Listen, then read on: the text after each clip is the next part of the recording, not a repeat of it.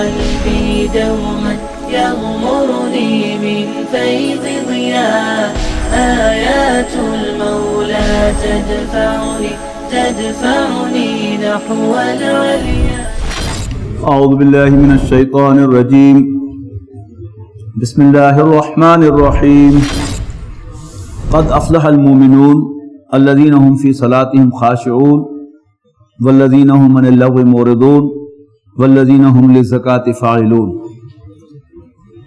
انسانی سیرت و کردار، اس کی بنیادیں کیا ہیں، اور ایک بندہ مومن کی شخصیت کے اب بڑے بڑے لینڈ مارکس کون سے ہیں، اس پر یہ قرآن مجید کے دو مقامات ہیں جو ایک دوسرے سے بہت مشابہ ہیں اور ایک دوسرے کو ایکسپلین بھی کرتے ہیں. بعض ایکسپریشنز جو اس مقام پر آئے ہیں وہ سورہ معارج کی 19 تا 35 آیات میں نہیں ہے، اس کی بجائے کچھ اور ہے، اور دونوں کو ملاتے ہیں تو پھر بات جو ہے وہ مکمل واضح ہوتی ہے. اہم ترین بات یہ ہے کہ ان دونوں مقامات میں اول و آخر نماز کا ذکر ہے. فرمایا قد افلح المؤمنون، مومن فلاح پا گئے، کام نکال لے گئے، کامیاب ہو گئے. الذین هم فی صلاتهم خاشعون، کون سے مومن؟ جو اپنی نمازوں میں عاجزی اختیار کرتے ہیں. یہ دو لفظ ہیں، خشیت اس کا مادہ ہے خاشین یا، اس کی معنی ہے ڈرنا، اور دوسرا لفظ ہے خاشین عین، اس کے معنی ہے جھکنا، عاجزی اختیار کرنا. تو یہاں عین والا ہے الذین هم فی صلاتهم خاشعون، وہ جو اپنی نمازوں میں عاجزی اختیار کرتے ہیں.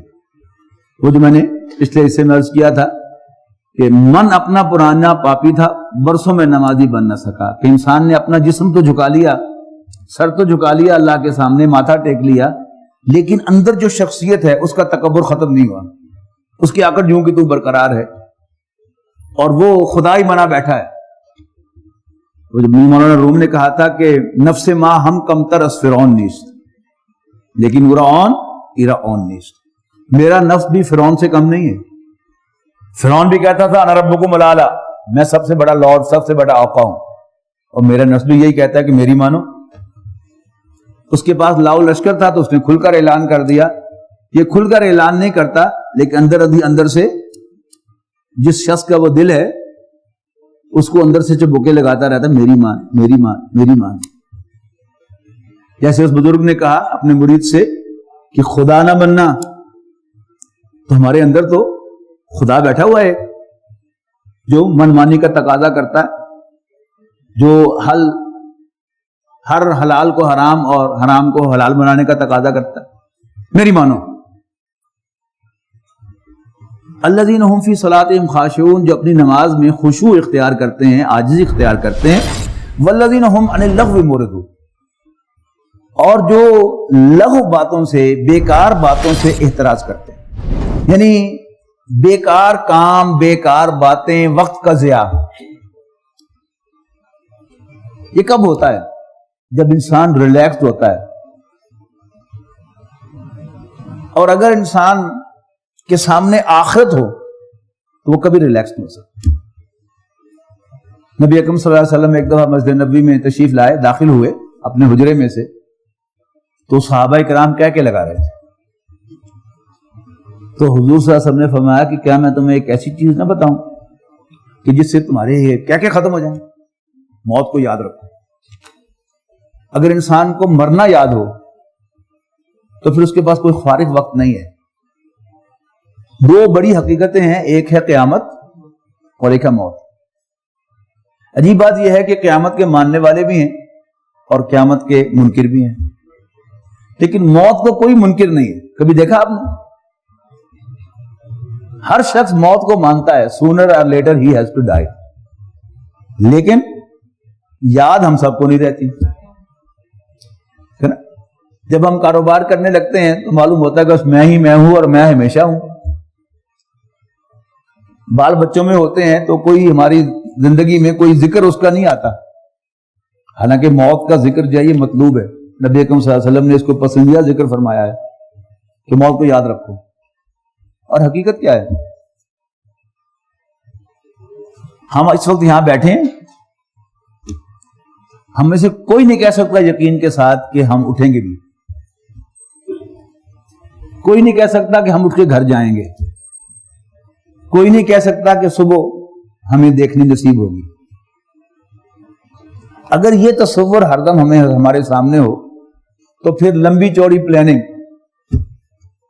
وہ نہیں ہوگی, زیادہ فکر موت کی ہوگی. پچھلے ٹینیور میں نواز شریف صاحب نے جب دوسری دفعہ پرائم منسٹر بنے تھے تو انہوں نے سنگاپور کے وزیر اعظم کو دعوت دی کہ جی آپ, انہوں نے اکنامک ٹائگر بنایا سنگاپور کو, یا شاید جنوبی کوریا کے, ان کو بلایا کہ جی آپ ہمارے ہاں کچھ دن قیام کریں اور جائزہ لیں کہ ہم کیسے اکنامیکلی ترقی کر سکتے ہیں. تو اپنے اس ٹور کے آخر میں انہوں نے ملاقات کی نواز شریف صاحب سے, تو انہیں پوچھا کہ یہ آپ کیا سجیسٹ کرتے ہیں ہمارے لیے. تو انہوں نے کہا mister Sharif, what can I suggest you? When your people believe the real life starts after death. تو اگر یعنی انسان کا یقین یہ ہو کہ اصل زندگی تو بعد میں ہے, تو پھر اس کی واجبی سی دلچسپی اس دنیا میں رہ جائے گی. دین اصل میں ہمیں یہی راستہ سکھاتا ہے. کسی کاروبار سے نہیں روکتا, حلال کاروبار جائز کاروبار کرو, لیکن یاد رکھو کہ ایک دن مرنا ہے, ایک دن مرنا ہے, آخر موت ہے. کر لے جو کچھ کرنا ہے, آخر موت ہے. تو یہ موت کو یاد رکھنا, موت یاد رہے گی تو ایک ایک لمحہ قیمتی ہوگا. کہ اگر فارغ بیٹھ گیا ہوں تو اللہ تعالیٰ سے معافی مانگ لوں, پتہ نہیں موت آ جائے, پتہ نہیں اگلی صبح نصیب ہوگی کہ نہیں ہوگی. اور موت کے ایسے ایسے واقعات ہیں کہ انسان جو ہے وہ دنگ رہ جاتا ہے اور یہ سوچنے پر مجبور ہوتا ہے کہ موت کسی وقت بھی آ سکتی ہے. اخبار میں پڑھا تھا کسی ہوائی جہاز میں بورڈنگ مکمل ہو گئی تو ایک پیسنجر کو ہارٹ اٹیک ہو گیا. تو ڈاکٹر کو کال کیا گیا, تو ڈاکٹر آن بورڈ آیا اور اس نے فرسٹ ایڈ دی. مریض اسٹیبل ہو گیا تو ڈاکٹر صاحب جو ہے وہ جہاز کی سیڑھیاں اتر گئے. آخری سیڑھی پر ڈاکٹر صاحب کو ہارٹ اٹیک ہوا اور وہیں پر فوت ہو گیا. تو یہ کچھ پتہ نہیں ہمیں موت کب آئے گی, کیسے آئے گی, کہاں آئے گی, کسی بھی وقت آ سکتی ہے. تو والذین هم عن اللغو معرضون, اور وہ بیکار باتوں سے پرہیز کرتے ہیں. اس بیکار باتوں میں بہت وسیع ہے. یہ گھنٹوں ٹی وی دیکھتے رہنا بیٹھ کے, نہ حاصل نہ وصول. ایسی کھیل کھیلتے رہنا کہ جس میں کوئی ورزش بھی نہ ہو, یا ایسا فضول کھیل کے دیکھتے رہنا جس میں آپ کے دن ضائع ہو. تو یہ سب کیا ہے, یہ لفظ کی ہیڈنگ میں آتا ہے. اور یہ انسان کی دلچسپی ان میں اسی صورت میں ہوگی جب انسان کو مرنا جائے. والذین هم للزکاۃ فاعلون, اور وہ زکوٰۃ کا فعل کرتے ہیں. زکوٰۃ کے لفظی معنی ہے پاکیزگی, اور زکوٰۃ اصل میں کیا ہے, انسان کے مال کو پاک کرتی ہے. والذین هم لفروجهم حافظون, یہ پہلی دو چیزیں آئی ہیں پہلی نماز کے بارے میں. تو سورہ معارج کی آیات میں فرمایا گیا کہ انسان بڑا تھوڑ دلا واقع ہوا ہے. جب اس پر تنگی آتی ہے تو شور مچاتا ہے, اور جب اللہ تعالیٰ اس پر فضل فرماتا ہے تو کنجوسی کا مظاہرہ کرتا ہے. الا المصلین, سوائے نمازیوں کے. الذین هم علی صلاتہم دائمون, وہ جو اپنی نمازوں میں دوام اختیار کرتے ہیں, کنسسٹنٹ ہوتے ہیں نماز میں, سیزنل نمازیں نہیں پڑھتے. اور یہ جو بات فرمائی کہ والذین هم للزکاۃ فاعلون, اس کے لیے وہاں فرمایا کہ والذین فی اموالہم حق معلوم للسائل والمحروم, ان کے مالوں میں ایک متعین حق ہوتا ہے, مانگنے والے کے لیے بھی اور ہیو ناٹ کے لیے. اور یہ جو بات فرمائی ہے کہ والذین هم عن اللغو معرضون, یہ جملہ وہاں نہیں ہے, اس کی بجائے 3 آیات ہیں. والذین یصدقون بیوم الدین, وہ بدلے کے دن کی تصدیق کرتے ہیں. والذین هم من عذاب ربهم مشفقون, اور وہ رب کے عذاب سے, اپنے رب کے عذاب سے ڈرتے رہتے ہیں. ان عذاب ربهم غیر مامون, یقیناً ان کے رب کا عذاب ایسا نہیں ہے کہ انسان بے خوف ہو جائے, اس سے نچنت ہو جائے. ہر دم انسان کو اس کا خوف ہونا چاہیے. نبی اکرم صلی اللہ علیہ وسلم سے بڑھ کر بھی کوئی اللہ کا پسندیدہ بندہ ہو سکتا, لیکن آپ بھی جہنم سے ڈرتے تھے. آپ خسوف کی نماز پڑھا رہے تھے, گرہن کی نماز, تو نماز کے دوران آپ تیزی سے آگے بڑھے چند قدم اور تھوڑی دیر کے بعد تیزی سے واپس آئے. تو جب بھی کوئی ایب نارمل ایکٹ ہوتا تھا رسول اللہ صلی اللہ علیہ وسلم کا تو صحابہ پوچھتے تھے کہ اللہ کے رسول نماز تبدیل ہو گئی, حکم تبدیل ہو گیا یا کوئی خاص بات تھی؟ صحابہ نے سوال کیا.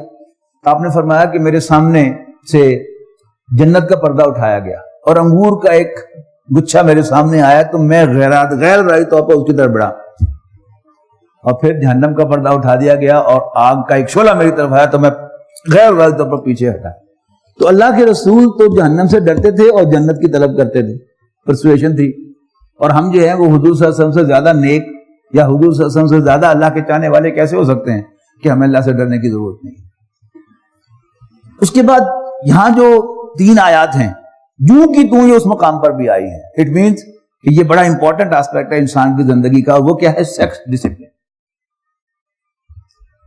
فرض کہتے ہیں دراڑ کو, یعنی کسی بلڈنگ میں کوئی دراڑ ہے تو وہ کیا ہے؟ اس بلڈنگ کا ویک پوائنٹ ہے, جس میں سے مکھیاں بھی آ سکتی ہیں, جس میں سے گرد و غبار بھی آئے گا, اور جس میں سے بارش بھی اندر آئے گی, اور جو اس پوری عمارت کے منہدم ہونے کا ذریعہ بھی بن سکتا ہے. تو فرض کا لفظ جو ہے وہ ہماری شرمگاہوں کے لیے استعمال کیا ہے اللہ تعالیٰ نے, عربی زبان میں استعمال ہوتا تھا اور اللہ تعالیٰ نے اسی کو استعمال کیا ہے. اور اس کے لیے حفاظت کا لفظ آیا ہے والذین هم لفروجہم حافظون, اور وہ اپنی شرمگاہوں کی حفاظت کرتے ہیں. مسلم ہائی اسکول تارک آباد میں قرآن ایک استاد ہوا کرتے تھے, ہمارے دوست وہ ڈاکٹر ہیں جس سے بڑے ہیں کافی, وہ بتاتے ہیں وہاں سے انہوں نے میٹرک کیا تھا مسلم ہائی اسکول تارک آباد سے. وہ کہتے ہیں جو ہمارے جو استاد ہوتے تھے انہوں نے ہم سے کمٹمنٹ لی تھی کہ لنگوٹا کس کے رکھنا, وہ تھا یعنی ایک دیسی ایکسپریشن والذین هم لفروجہم حافظون کا. تو کہتے ہیں جب میں میڈیکل کالج میں چلا گیا تو ایک دفعہ گھنٹہ گھر میں ان سے ملاقات ہوئی. میں نے پوچھا ہاں بھی کتنے ہونا ہے, حفیظ کتنے ہونا ہے؟ میں نے کہا جی میں ڈاکٹر بننا ہے, بہت پڑھنا. میں نے کہا نصیحت میری یاد ہے نا, لنگوٹا کس کے رکھنا. اب ظاہر ہے کہ کو ایجوکیشن میں جب وہ بچہ گیا تو استاد نے پھر اسے وہ نصیحت یاد کرائی کہ لنگوٹا کس کے رکھنا.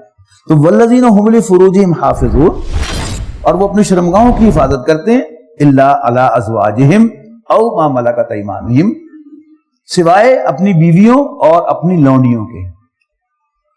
سورہ یوسف کے ضمن میں نے عرض کیا تھا کہ جب بھی کوئی عورت ادر دین محرم آپ کے کلوز کانٹیکٹ میں رہے گی اور آن ٹاپ آف دیٹ آپ کی خدمت بھی کرے گی تو آپ کی اس کی طرف کشش آپ محسوس کریں گے, اور آج نہیں تو کل جو ہے آپ اس کے ساتھ جا کے السلام علیکم لیں گے. چونکہ لونڈی جو ہے اس کا سب کچھ آپ کے ذمہ ہے, اس کو کھلانا, اس کو پلانا, اس کو پہنانا, اس کے آرام کا بندوبست کرنا, اور یہ بھی اس کی ایک ضرورت ہے, اس کو پورا کرنا بھی وہ مالک ہی کی ذمہ داری ہے. اگر کوئی مالک اسے کھانے پینے کو دے رہا ہے اور اس کی یہ ضرورت پوری نہیں کرتا تو بھی وہ ظلم کرتا ہے. اور دوسرا آسپیکٹ کیا ہے کہ یہ بہرحال اس نے کلوز کانٹیکٹ میں رہنا ہے اور خدمت بھی کرنی ہے, تو اس سے بڑا پاک باز جو ہے اس کے لیے بھی امکان ہے کہ وہ اس کے ساتھ انوالو ہوگا. لہذا اللہ تعالیٰ نے اس کو جائز قرار دیا ہے, اور پھر ساتھ ہی کیا کہا ہے فَإِنَّهُمْ غَيْرُ مَلُومِينَ, ایسا کرنے پر ان پر کوئی ملامت نہیں ہے. دین مکمل ہوتا ہے قرآن مجید اور رسول اللہ صلی اللہ علیہ وسلم کی سیرت و سنت سے. نبی اکرم صلی اللہ علیہ وسلم کی بھی 10 ازواج ہیں, اور ایک آپ کے حرم میں بھی لونڈی ہے, حضرت ماریہ قبطیہ رضی اللہ تعالیٰ عنہ کی حیثیت لونڈی ہی کی رہی. باقی جو لونڈیاں آپ کے پاس آئیں آپ نے انہیں ایمان کی دعوت دی, انہیں اسلام قبول کیا, اور پھر آپ نے انہیں آزاد کر دیا, اور آزاد کرنے کے بعد پھر ان کے فری چوائس کے ساتھ آپ نے ان کے ساتھ نکاح کیا. جو آزاد عورت نہیں ہے اس کے ساتھ نکاح ڈھونک ہے, اس لیے کہ ایک عورت آپ کی لونڈی ہے, بینگ اے لونڈی شی کینٹ ریفیوز. آزاد عورت جو ہے وہ ریفیوز کر سکتی ہے, لہذا اس کے ساتھ نکاح ہے. اس سے پوچھا جاتا ہے کہ کیا تیرا نکاح فلاں بن فلاں کے ساتھ کرا دیا جائے, وہ اجازت دیتی ہے تو پھر دولہا کو پیشکش ہوتی ہے کہ کیا میں فلاں بنت فلاں کو تم سے نکاح دوں, یہ ہے نا نکاح. اور ایک عورت آزاد نہیں ہے, آپ کی ملکیت ہے, تو اس کے پاس نہ کرنے کا اختیار ہے ہی نہیں, لہذا اس کے ساتھ نکاح نہیں, کیونکہ نکاح ڈھونگ ہوگا. تو والذین هم لفروجہم حافظون الا علی ازواجہم او ما ملکت ایمانہم فانہم غیر ملومین. ایسا کرنے پر ان پر کوئی ملامت نہیں ہے. اچھا یہاں سے میں رکھیے گا اس کا وائس ورثہ نہیں ہے.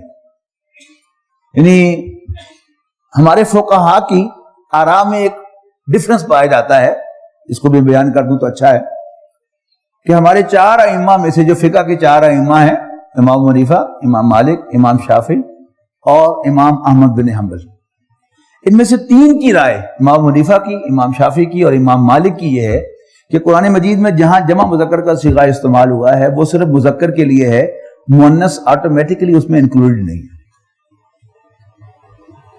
صرف امام احمد بن حنبل رحمۃ اللہ علیہ کی رائے ہے کہ چونکہ وہ میل ڈومینیٹڈ سوسائٹی تھی لہذا وہاں پر میسکولین فارم استعمال ہوئی ہے لیکن عورتیں اس میں آٹومیٹکلی انکلوڈیڈ ہیں. لیکن امام احمد بن حنبل بھی اس کے قائل نہیں ہیں کہ کوئی مسلمان خاتون اپنے غلام کے ساتھ بھی سیکس کر سکتی ہے.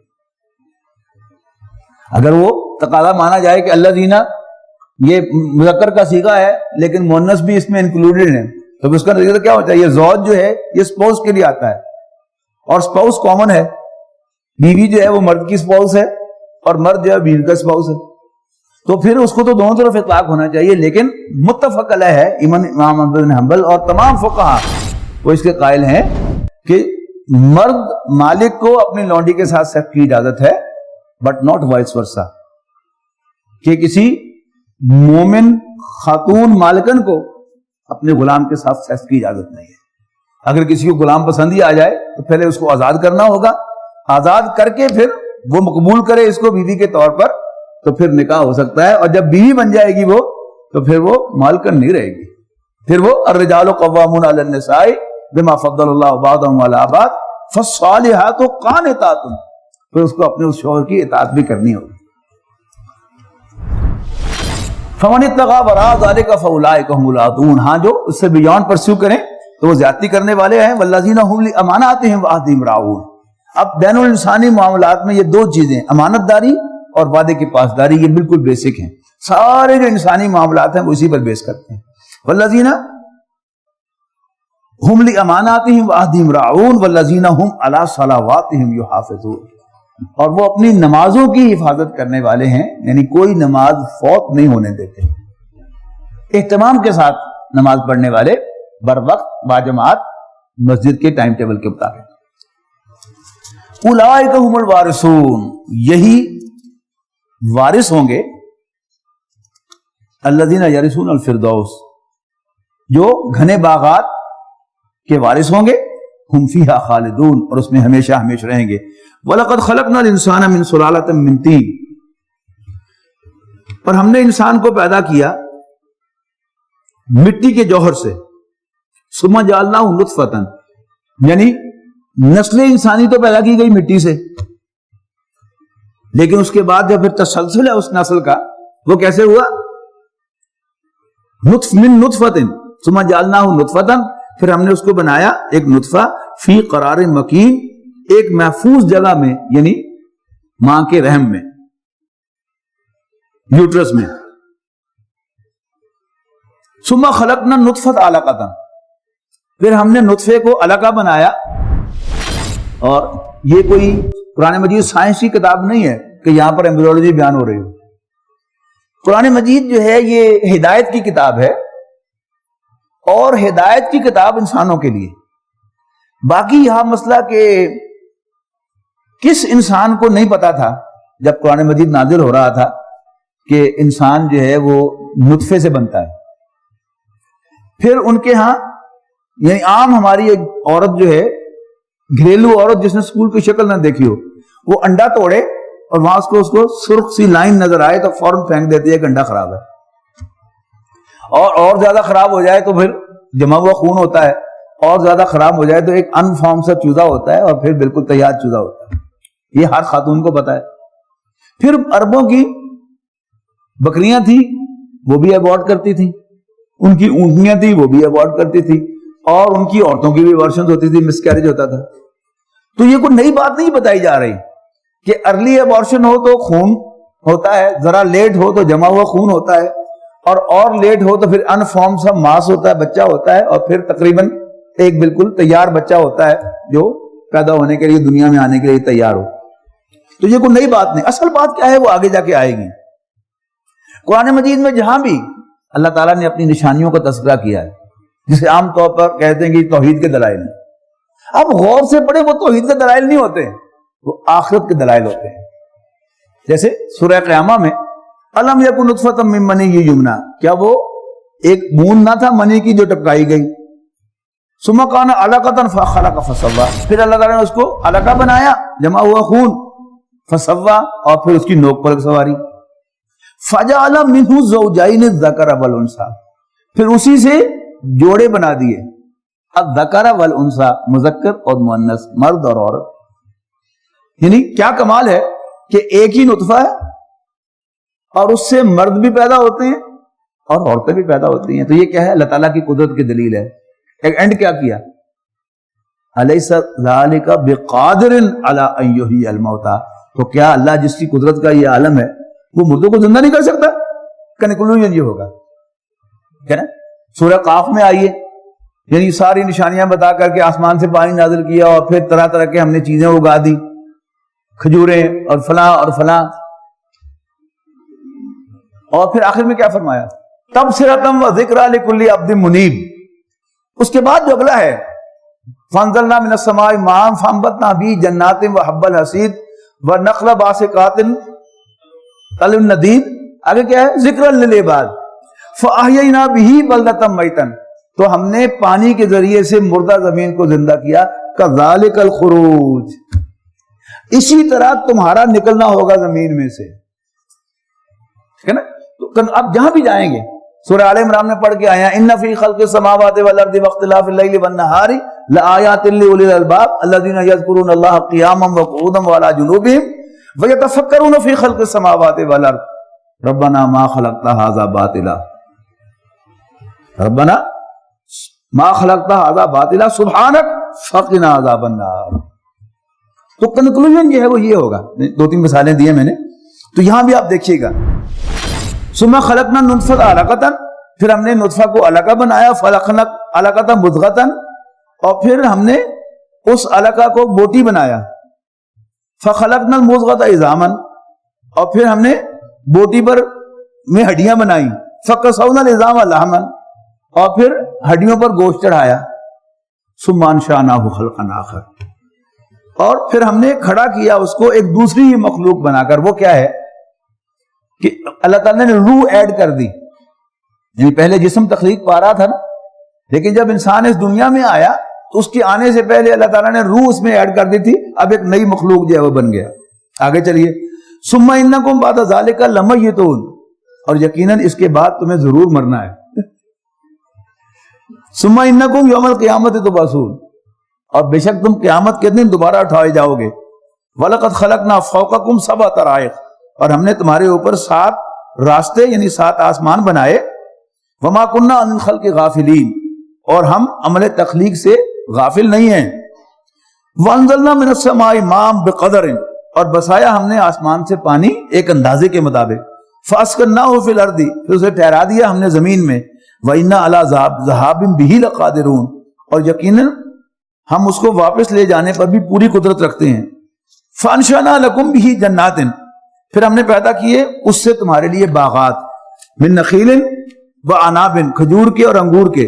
لکم فیہا فواکہ, اور ان باغوں میں تمہارے لیے کثرت پھل ہیں. فواکہ کثیرۃ ومنھا تاکلون, اور انہی میں سے تم کھاتے ہو.